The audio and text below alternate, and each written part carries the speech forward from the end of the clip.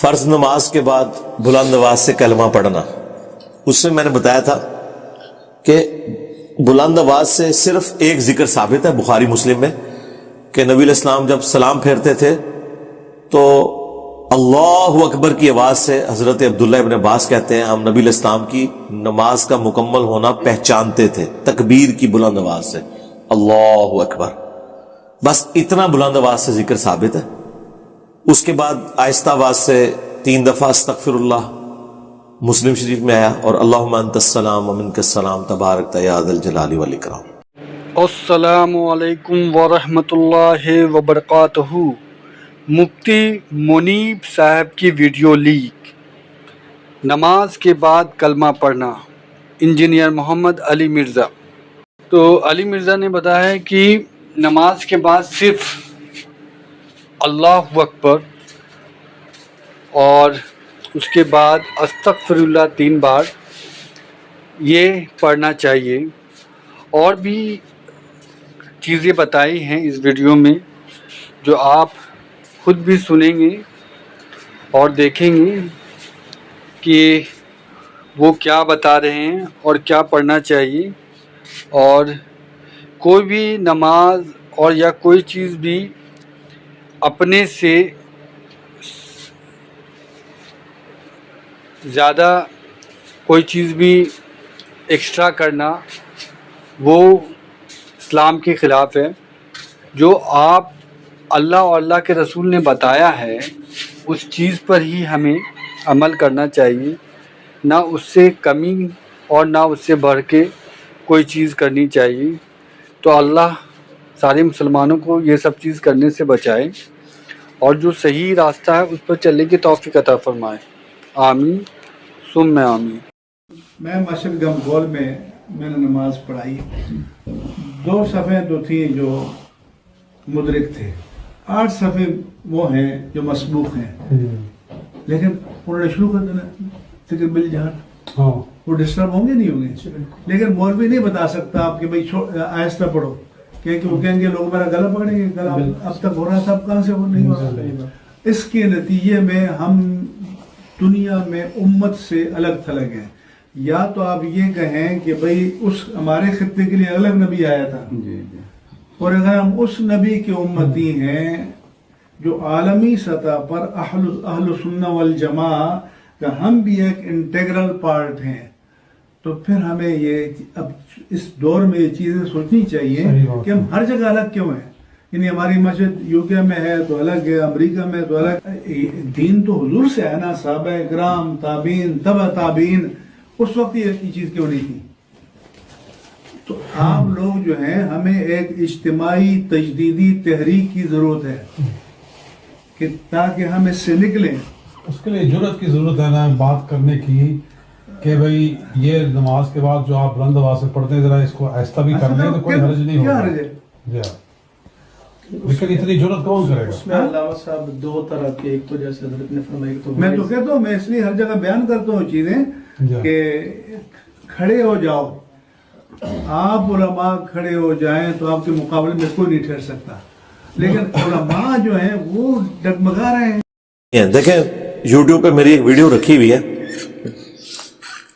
فرض نماز کے بعد بلند آواز سے کلمہ پڑھنا، اس میں نے بتایا تھا کہ بلند آواز سے صرف ایک ذکر ثابت ہے بخاری مسلم میں کہ نبی علیہ السلام جب سلام پھیرتے تھے تو اللہ اکبر کی آواز سے، حضرت عبداللہ ابن عباس کہتے ہیں ہم نبی علیہ السلام کی نماز کا مکمل ہونا پہچانتے تھے تکبیر کی بلند آواز سے، اللہ اکبر، بس اتنا بلند آواز سے ذکر ثابت ہے۔ اس کے بعد آہستہ آواز سے 3 دفعہ استغفر اللہ مسلم شریف میں آیا، اور اللہم انت السلام ومنک السلام تبارک یا ذا الجلال والاکرام۔ باقی یہ جو آپ نے کہا نا کہ بلند آواز سے کلمہ پڑھتے ہیں، یہ کہیں بھی نہیں لکھا ہوا، یہ انہوں نے خود جاری کیا ہوا ہے، جس کا سب سے بڑا ثبوت ہے کہ یہ بریلوی مکتب کے لوگ کلمہ پڑھتے ہیں نا۔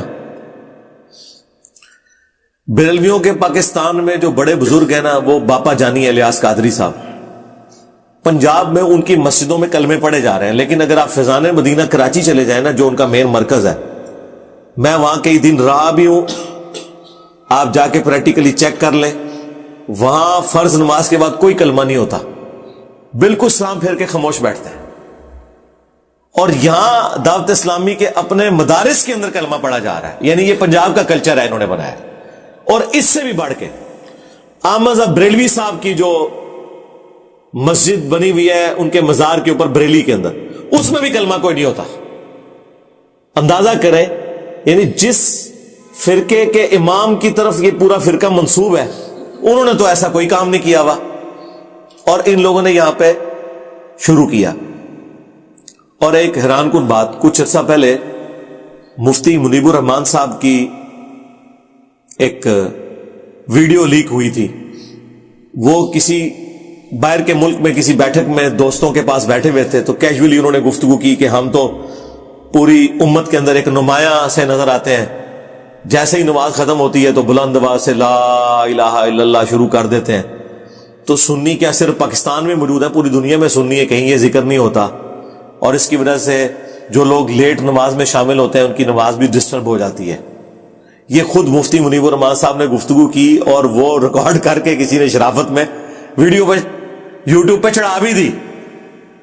تو یہ بالکل واضح ثبوت ہے کہ یہ لوگ مانتے ہیں کہ یہ بالکل غلط ہو رہا ہے. خود مفتی منیب الرحمان صاحب, مفتی اعظم پاکستان, جن کے سائنوں سے بریلویوں کو ڈگری ملتی ہے, وہ تنظیم المدارس جو بورڈ ہے نا پاکستان میں بریلویوں کا, اس کے سربراہ ہیں. جس طرح وفاق المدارس دیوبندیوں کا ہے اور وفاق المدارس سلفیہ اہل حدیث کا ہے, اس طرح بریلویوں کا تنظیم المدارس ہے. اس بورڈ کے وہ چیئرمین ہیں بڑے سالوں سے, جن کے سگنیچر سے بریلوی علماء کو ڈگری ملتی ہے. وہ تو مان ہی نہیں رہا, ان کی اپنی مسجد میں بھی کلمہ کوئی نہیں ہوتا. یعنی اس مسجد میں بھی میں رہا ہوں 2007 میں, اس وقت ہمارے استاد زندہ تھے غلام سعود سعیدی صاحب. 22 مارچ 2007 کو میری ان سے تفصیلی ملاقات بھی ہوئی تھی. تو چونکہ صبح فجر کے وقت میری فلائٹ تھی, فجر کے فوراً بعد ہی, تو پھر ہم رات کو وہیں رکے تھے. پھر نماز پڑھ کے فوراً ٹیکسی لے کے تو ایئرپورٹ پہ پہنچے تھے. تو میں نے وہاں پہ نمازیں بھی پڑھی ہیں, اور وہاں کوئی صلاۃ السلام بھی اذان کے ساتھ نہیں ہوتا.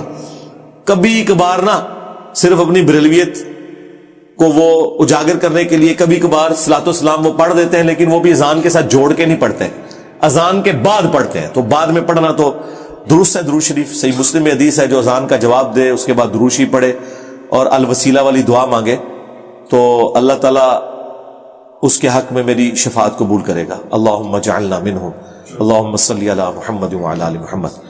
تو یہ سنت اذکار جو ہم نے گرین کارڈ لکھا ہے نا جی, فرض نماز کے بعد سنت اذکار, یہ سنت اذکار نبی الاسلام کے بخاری, مسلم, ابو داؤد, ترمذی, نسائی, ابن ماجہ اور باقی کتابوں میں آئے ہیں. آپ دیکھیں میں نے ایک ایک حدیث کے ساتھ حدیث کا نمبر لکھا ہوا ہے, آپ کاؤنٹر ویریفائی کریں. ہم جو کچھ کر رہے ہیں وہ لکھ کے آپ کو دے رہے ہیں. اگلے زمانوں میں بھی لوگ کہتے تھے نا جی اگر تو زبان پہ پکا ہے تو لکھ کے دے, تو ہم نے یہ اذکار کارڈ لکھ کے دیے ہیں, کاؤنٹر ویریفائی کریں, خالی لکھ کے نہیں. اگلے زمانوں میں تو لوگ لکھ کے خالی دیتے تھے نا اپنی گارنٹی کے ساتھ. ہم تو نیچے حدیثوں کے نمبر بتا رہے ہیں. یہ میں نے صبح شام کے اذکار کے اوپر بلو کارڈ لکھا ہے, ایک ایک حدیث کا نمبر لکھا ہوا ہے. آپ اسلام 360 میں ڈالیں, کاؤنٹر ویریفائی کریں, کوئی فرق آ جائے ہمیں پکڑیں. ان سے پوچھیں کہ آپ لوگوں نے یہ کہاں سے اذکار نکالے ہوئے. وہ دیوبندی بھی اسلام پھیرنے کے بعد وہ ماتھا کے اوپر ہاتھ رکھ کے بیٹھ جاتے ہیں اور وہ اپنا پڑھتے ہیں. چند ایک سنت اذکار ہیں جو سارے عمل کر رہے ہیں. باقی یہ 17 اذکار فرض نماز کے بعد کے تو صرف اہل حدیث کے یہاں ہی رواج پایا جاتا ہے, باقی تو لوگوں کو پتہ بھی نہیں ہے. عام لوگ تو آیت الکرسی پڑھ لیتے ہیں, تسبیحات فاطمہ پڑھ لیتے ہیں, 33 دفعہ سبحان اللہ, 33 دفعہ الحمدللہ, 34 دفعہ اللہ اکبر, اور اللہ اکبر, استغفر اللہ, اللہم انت السلام منک السلام, بس یہ. باقی جتنی دعائیں اور اذکار ہیں تو بہت کم لوگوں کو پتہ ہے. ایٹ لیسٹ جو نبی الاسلام نے تاکیداً اذکار بتائیں وہ تو کریں نا. جیسے نبی الاسلام نے ابو داؤد ترمذی میں حکم دیا ہے کہ ہر فرض نماز کے بعد آخری 3 سورتیں ایک ایک دفعہ پڑھی جائیں, تو یہ تو کم از کم پڑھیں. اس طریقے سے آیت الکرسی کے بارے میں سنن نسائی الکبریٰ میں آیا کہ جو پڑھ لے گا ہر فرض نماز کے بعد مرتے ہی جنت میں داخل ہوگا, یہ پڑھے. تسبیحات فاطمہ کے بارے میں بخاری مسلم میں آیا کہ سمندر کی جھاگ کے برابر بھی گناہ ہوئے تو معاف ہو جائیں گے. اور کوئی شخص جو یہ وظیفہ کرتا ہے کبھی محروم نہیں لوٹایا جاتا.